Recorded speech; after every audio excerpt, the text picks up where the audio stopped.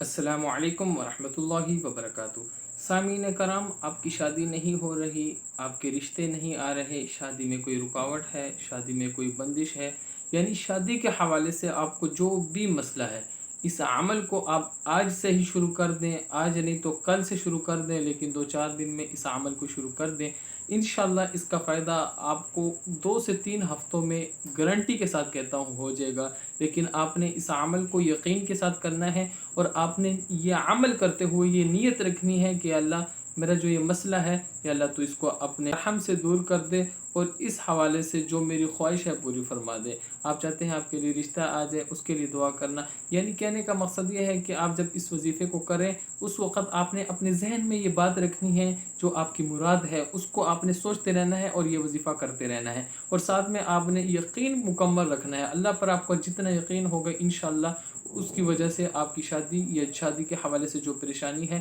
وہ دور ہو جائے گی، اور آپ کی شادی جلد از جلد بہت اچھی جگہ میں ہو جائے گی۔ سامعین کرام، آپ نے اس وظیفے کو کرنا کس طریقے سے ہے، پہلے تو یہ بتا دوں کہ آپ نے اس وظیفے کو تب تک کرنا ہے جب تک آپ کی شادی یا رشتے کی بات پکی نہیں ہو جاتی۔ جب آپ کو پتہ چل گیا کہ میری شادی یہاں ہو جانی ہے، بات پکی ہو جائے گی اور اب کوئی مسئلہ نہیں کھڑا ہوگا، تو تب انشاءاللہ آپ اس وظیفے کو چھوڑ دیں، اس سے پہلے آپ نہ چھوڑیں، ٹھیک ہے؟ آپ نے اس وظیفے کو مسلسل کرنا ہے۔ آپ کے بالکل ہی رشتے نہیں آئے یا بالکل ہی شادی کا انتظام ہی نہیں ہے، آپ کو سمجھ نہیں آ رہی کہ میری شادی ہے، یہ رشتہ کیسے آئے گا، تو آپ اس کو انشاءاللہ آج تو نہیں، آپ کا یہ دن گزر گیا ہوگا ممکن ہے، کیونکہ آپ صبح نماز کے بعد یہ ویڈیو دیکھ رہے ہوں گے، تو آپ کل سے انشاءاللہ اس کو شروع کریں، انشاءاللہ اس کا آپ کو بہت فائدہ ہوگا۔ کرنا اس طریقے سے کہ ماشاءاللہ آپ 5 وقت کے ویسے بھی نماز پڑھتے ہوں گے، تو اپنے فجر کی نماز کے بعد اس وظیفے کو کرنا ہے۔ پہلے تو یہ بتا دوں کہ اگر آپ 5 وقت کی نماز نہیں پڑھتے تو اس کی عادت اپنے اوپر ڈالیں اور اس کو آج سے ہی شروع کریں، بلکہ یہ وظیفہ دیکھ رہے ہیں اس کے بعد جو نماز آپ کے آئے ذمہ اس کو آپ لازمی پڑھیں، ٹھیک ہے؟